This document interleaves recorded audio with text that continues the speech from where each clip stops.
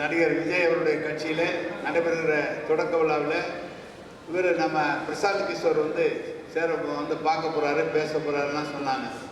தயவுசெய்து என்னென்ன சொன்னேன், உள்ளூரில் விளப்பதாவர் அவர் அங்கே பிரசாந்த் கிஷோர் பீகாரில் கூட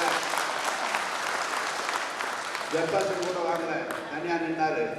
அவர் இங்கே தொகுதி வகுப்பாளர், அது வெறியை எப்படி நாம் வெற்றி பெற போகிறோம் என்று சொல்கிறார் என்று சொன்னால் அது எந்த அளவுக்கு வெற்றி பெற முடியும் என்பதெல்லாம் நாம் தான் பார்த்துக் கொள்ள வேண்டும்.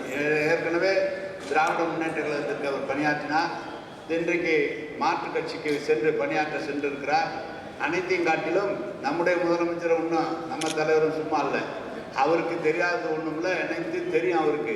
எனவே யாரை எப்படி எதிர்கொள்வது என்பது மாண்புமிகு தமிழக முதல்வர் நம்முடைய தலைவர் அவர்கள் நிச்சயமாக அதை எதிர்கொள்வார். அவர் சொல்லுகிற வேலையை நாம் செய்து கொடுத்தாலே போதும். அவர் என்ன கட்டளை இடுகிறாரோ அந்த கட்டளையை நாம் செய்து கொடுத்தாலே திராவிட முன்னேற்ற கழகத்தை மிகப்பெரிய வெற்றி பாதைக்கு நம்முடைய முதலமைச்சர் அவர்கள் கொண்டு செல்வார்கள் என்பதை மட்டும் நான் இப்போது சொல்ல விரும்புகிறேன்.